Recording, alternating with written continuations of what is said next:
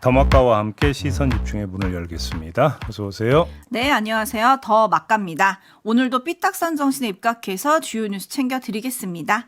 아직도 더마카가 무슨 뜻이냐라고 물어보시는 분들이 계셔서 더 막내 작가의 준말입니다. 다시 알려드리고요.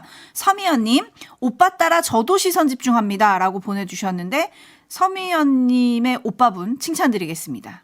어이구 고생하셨습니다. 네, 네. 잘하셨어요. 네. 박가림님, 출근하는데 벌써 아스팔트가 뜨겁게 후끈거리더라고요. 다들 더위에 열받지 마시고 오늘 하루 잘 보내봅시다. 시선 집중 들으면서 열받는 걸로도 충분히 뜨끈하잖아요. 어제 걸어가면서 문득 이 생각을 했습니다. 이 아스팔트 위에 날개란 하늘을 깨면 후라이가 될까 안 될까? 될 듯. 한번 해볼까요? 옛날에 뉴스에서 그거 나왔는데 대구 어디에서 해보는 거. 아니면 주차되어 있는 자동차 보닛 위에다가 한번 깨트리면 그건 무조건 될 것 같고. 오늘 퇴근길에 한번 해보세요, 제이비. 해서 사진 찍어서 내일 알려주세요. 자, 넘어가고요. 아, 네. 1995님, 민생지원금으로 참기름, 들기름 구매했습니다. 다가오는 추석 고소하겠지요? 라고 올려주셨네요. 네, 고소하게 되시기 바랍니다. 네. 네, 그리고 3941님, 67년생 옆집이 아내가 1차 소비지원금 어제 신청했는데 오늘 새벽에 지급 완료됐다고 소식이 전해졌더라고요. 오늘 저녁 곱창에 소주 한 잔 쏜다네요. 제이비 부럽죠? 라고 올려주셨어요. 곱창에 소주. 아, 좋은데요. 네. 네, 아침부터 이렇게 재밌는 인사들 전해드렸고요. 네. 이제 뉴스 전해드리겠습니다. 아까 박하림 씨가 시선 집중 듣는 것만으로도 뜨끈하잖아요 라고 하셨는데 오늘도 뒷목 잡는 뉴스가 될지 한번 지켜보겠습니다. 오늘 주목할 첫 번째 뉴스 어떤 건가요? 강준우 국민통합비서관 어제 자진 사퇴했습니다. 강유정 대변인의 브리핑 들어보시죠. 강준욱 비서관은 자진 사퇴를 통해 자신의 과오에 대해 진심 어린 사과를 국민께 전하겠다는 뜻을 밝혔고, 이 대통령은 이를 수용해 국민 요구에 응답하고자 합니다. 후임 국민통합비서관은 이재명 정부의 정치 철학을 이해하고 통합의 가치에 걸맞는 인물로 보수계 인사 중 임명할 계획입니다. 네, 강준욱 비서관은 이렇게 정리가 됐습니다. 하지만 강선우 여가부 장관 후보자의 경우는 그대로입니다. 대통령실은 국회에 24일까지 내일이죠. 24일까지 인사청문 보고서를 보내달라고 다시 요청을 했습니다. 이날이 지나면 임명할 수 있다. 이런 뜻입니다. 네, 평가는요? 관건은 임명의 근거와 명분일 텐데요. 문진석 더불어민주당 원내수석 부대표가 어제 CBS 라디오 김현정의 뉴스쇼에 출연해서 이렇게 주장을 했습니다. 한번 들어보시죠. 일반적인 직장 내 갑질과 보좌진과 의원 관계에 있어서 갑질은 약간 성격이 좀 다르다 이렇게 생각합니다. 예? 보좌진과 의원은 동지적 관점도 있거든요. 예. 식구 같은 개념이 있어요. 그래서 그 과정에서 서로 관계가 원만하지 못한 경우 이게 갑질로 바뀔 수 있을 텐데요. 이 의정활동이란 게 의원의 개인의 일이냐 아니면 이게 공적인 일이냐 이걸 나누는 게 굉장히 애매하거든요. 네, 반박이 바로 나왔는데요. 같은 당의 이소영 의원이 페이스북에 글을 올렸습니다. 뭐라고 주장을 했냐면 직장 상사와 직원의 관계, 의원과 보좌진의 관계는 한쪽이 인사권을 갖고 서로 간 위계가 존재한다는 측면에서 본질적으로 같다. 이렇게 반박을 했고요.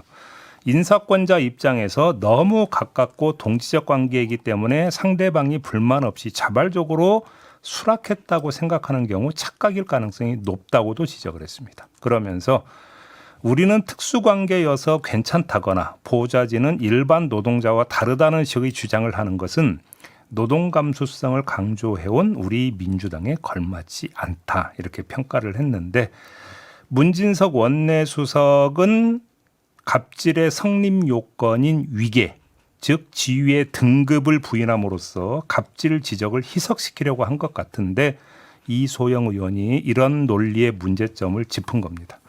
그냥 이것으로 평가를 대신하도록 하고요. 각을 틀어서 이 점을 짚어보려고 합니다. 갑질에도 종류가 있는 것처럼 그러면 약재에도 두 종류가 있는 것이냐? 이런 얘기를 한번 반문으로 던져보고 싶은데요. 이건 제가 지금 정리를 할 게 아니라 뉴스 채굴꾼이 짚어준다고 합니다. 네, 안녕하세요. 뉴스 채굴꾼 김현욱 작가입니다. 네, 어떤 내용입니까? 방금 전에 말씀해 주신 것처럼 일반적인 직장 내 갑질과 그 보좌진과 의원 관계의 갑질은 성격이 좀 다르다라고 얘기했던 문진석 수석의 말을 듣고 좀 반문거리가 생겨서 준비했는데요. 이 사회적 약자와 상대적 약자는 진짜 좀 다른 걸까요? 아, 사회적 약자와 상대적 약자? 네. 무슨 얘기예요, 이 얘기가? 네, 그 강선우 후보자가 그 지난 2023년 9월 엄마 심장 따라서 가라는 에세이를 낸 뒤에 출판사인 메디치 미디어와 인터뷰를 가졌는데요. 네. 그 내용 잠깐 듣고 오시죠. 제 책의 마지막 장이에요. 마지막 장의 제목이 우리 모두가 서로의 보호자, 돌봄 공동체를 향하여거든요. 정말 말 그대로 서로의 보호자고 돌봄 공동체를 향해서 가는 그런 발걸음 놓는 것이 저의 꿈, 목표, 그리고 의정 활동의 방향인데요. 네, 정말 좋은 이야기죠. 네. 또 이런 얘기도 합니다. 다시 들어보시죠. 이게 결국은 우리가 서로가 서로를 돌봐주는 세상으로 살지 않으면 무너지고 흩어지게 되는 것이잖아요. 그래서 이제 그런 거를 중심으로 의정 활동을 해왔고요. 이제 이게 책을 펴면서 했던 이야기인 거죠? 네, 맞습니다. 국회의원 활동으로 이루고 싶은 꿈이 뭐냐는 질문에 대해서 강 후보자의 답변을 방금 전에 듣고 온 건데요. 네. 들으신 것처럼 강 후보자는 서로가 서로를 돌봐주는 세상을 만들기 위해 의정 활동을 해왔다. 이렇게 강조를 했고요. 네. 강 후보자가 이 인터뷰에서 말한 대상은 희귀 난치병 아이들, 자립준비 청소년들, 그리고 학대당하는 아이들 등을 사회적 약자로 통칭하면서 이들을 위해 의정 활동을 해왔다. 이렇게 네. 이야기를 한 겁니다. 예. 그러면은 대체 의원실에 있던 보좌진들은 뭐죠? 아, 그래서 상대적 약자 그 네. 얘기 이런 겁니까? 네, 이 사회적 약자까지는 아니더라도 강선우 후보자를 중심에 놓고 보면 상대적 약자, 을이라고 봐야 되지 않을까 싶기도 하고요. 네. 예, 특히나 보좌진들의 그 인사권은 엄연히 그 의원이시고 있기 때문에 네, 이런 보좌진은 서로를 돌봐주는 서로의 보호자에서 과연 예외인 사람들인가 이런 질문을 할 수밖에. 라고 강선우 후보자에게 지금 질문을 던지는 겁니까? 네, 저는 그렇게 묻고 싶고요. 예. 그 강 후보자가 했던 그 방금 전 인터뷰 얘기를 기준점으로 삼아서 네. 자신의 갑질 논란을 좀 되돌아봐야 되지 않을까라는 생각을 좀 해봤습니다. 아, 그래요? 네. 그러니까 정리를 하면 직장 갑질과 의원 갑질이 다르지 않은 것처럼 네, 사회적 약자와 상대적 약자도 다르지 않다. 네, 이걸 이제 깔고 지금 하시는 말씀이네요. 맞습니다. 그래서 자신이 책에서 했던 이야기와 자신의 행위를 한번 돌아보라. 네, 이런 취지십니까? 아마 많은 분들이 그렇게 생각하지 않을까 네. 싶습니다. 라고 하면서 보내드려야 되는데 보내드리기 전에 제가 진지한 질문이 하나가 있는데요. 어떤 거죠? 솔직하게 대답을 하셔야 됩니다. 네, 네? 뉴스 채굴꾼과 깍꿍맨 중에 뭐가 좋습니까? 오늘 다른 것도 들어왔습니다. 돌발맨도 들어왔습니다. 돌발맨. 네, 이 그 답은 청취자들에게 맡기면서 오늘은 물러가도록 청취자들의 하겠습니다. 뜻에 따르겠습니까? 그래야 되지 않을까요? 네. 알겠습니다. 수고하셨어요. 고생하셨습니다. 네. 네, 이렇게 뉴스책을꾼 보내드리면서 촌철님들의 의견 좀 전해드리겠습니다. 문진석 원내수석 부대표의 어제 19 그 발언이 꽤 화제가 됐죠. 네. 관련해서 논란이 됐는데 박 여사님이 19니까 더 배려하고 챙겨야 하는 거 아닌가요? 네. 라고 올려주셨고 하켓님은 저런 변명을 왜 하는지 모르겠습니다. 그냥 솔직하게 대통령이 같이 일하고 싶은 사람이다. 이런 걸로 이해를 구하는 게 더 낫지 않습니까? 뭐 이런 의견 보내주셨고 초롱님 나의 말과 행동이 일치해야 그 진전성이 인정받지만 때에 따라 다르면 진정성이 의심받지요 라고 좀 전에 강선우 의원의 음성을 듣고 이렇게 올려주셨는데 반면에 로라님 다른 보좌관들의 글은 안 보셨습니까? 그 보좌관이 문제가 좀 있었고 보좌관 갑질이 좀 있었다는 글은 왜 여기서 얘기를 안 합니까? 라고 문제 제기를 또 해주신 분도 계시네요. 알겠습니다. JB타임즈 다음 주목할 뉴스는요? 김건희 특검팀이 지난 18일 통일교본부를 압수수색을 했어요. 이때 뭐를 하나 찾아냈다고 합니다. 그라프 다이아몬드 목걸이 영수증을 찾아냈다고 합니다. 그 6천만 원짜리 목걸이 기억하시죠? 그럼요. 그 영수증을 찾아냈다라는 건데요. 통일교 측은 그동안 선물과 청탁 의혹이 윤모 본부장 개인 일탈이었다고 주장을 해왔는데 그러면 영수증이 본부 건물에 나올 이유가 없는 거잖아요. 그런데 본부 건물에서 나왔다는 겁니다. 이것이 뭘 의미하는지는 더 이상 설명이 필요 없을 것 같고요. 김건희 씨 관련 소식이 하나 더 있는데요. 어떤 거죠? 김건희 씨의 집사로 불린 김모 씨가 대주주로 있던 IMS 모빌리티에 대기업들이 줄줄이 투자를 했었는데 그 가운데 한 곳이 카카오 모빌리티입니다. 30억을 투자를 했거든요. 그런데 배재현 전 카카오 투자총괄 대표가 대통령 취임식의 김건희 씨 초청자 명단에 포함되어 있었다고 합니다. 취임식 1년 뒤인 2023년 6월에 카카오 모빌리티가 사모펀드인 오아시스 맥커티 파트너스를 통해서 IMS 모빌리티에 30억을 투자를 했는데 이때 배 전 대표는 카카오 본사의 투자 총괄이면서 동시에 카카오 모빌리티의 기타 비상무 이사를 겸직하고 있었다고 합니다. 사실이 이렇다면 이런 의문은 자연스럽게 싹틉니다. 어떤 거냐? 카카오는 김 씨를 보고 투자했냐 아니면 김건희 씨를 보고 투자했느냐? 이런 의문이 싹 트는 거고요. 만약에 후자라면 그러면 그 투자금은 어디로 흘러갔느냐? 이 점도 궁금해지는 거 아니겠습니까? 여기에다가 오늘 아침에 나온 소식 하나 더 추가를 하겠습니다. IMS 모빌리티에 투자한 또 다른 곳 KB금융 자회사인 KB캐피탈인데요. 2023년 9월 IMS 모빌리티 주식 4만 5천 주를 20억에 매입을 했었습니다. 근데 이때의 대표가 작년 말에 도이치모터스의 계열사인 도이치 파이낸셜 대표로 자리를 옮겼다고 합니다. 도이치모터스 이 IMS 모빌리티에도 등장을 하거든요. 2013년 IMS 모빌리티 설립 초기에 BMW 차량 구매 등의 거래를 한 바가 있다는 거 이미 알려진 사실이고 김건희 씨가 2017년 이 도이치 파이낸셜 주식에 20억을 투자한 일도 있다고 합니다. 우연의 치고는 너무 긴밀히 맞물리고 있는 것 아니냐. 이런 지적이 당연히 나오는 거 아니겠습니까? 네. 네, 그리고 그 중심에는 김건희 씨가 있다. 뭐 요거는 또 특검의 수사 대상으로 또 포함이 되는 거겠죠. 그런 거겠죠. 네, 어떻게 수사가 진행될지 지켜보도록 하고 JB타임즈 다음 주목할 뉴스는 어떤 걸까요? 문상호 전 정보사령관이 비상계엄 선포 9일 전인 지난해 11월 25일 돌연 대만으로 떠납니다. 왜 갔는지 이게 궁금했었는데 정보사 내부 사정에 밝은 군 관계자가 한겨레 기자에게 밝히기를 대만 군사정보국이 집권당인 민진당과 매우 가까워서 문상호 전 사령관이 대만에 비상계엄 지지를 유도해달라고 부탁했다고 들었다. 이렇게 말을 했습니다. 실제로 대만 민진당은 지난해 12월 4일 SNS 공식 계정에 이런 글을 올립니다. 한국 국회가 친북 세력에 의해 통제되는 상황에서 윤석열 대통령이 3일 긴급 담화를 통해 종북 세력을 척결하고 자유 헌정 질서를 지키기 위해 비상계엄을 선포했다. 이런 내용이었습니다.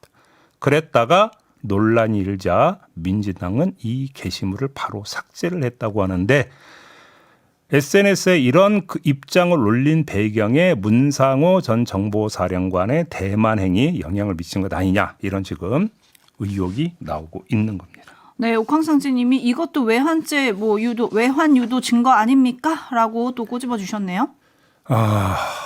그런데 이거 지금 다른 나라의 어떤 집권 정당을 움직이기 위해서 정보사령관이 갔다 내지 정보사령관을 보냈다.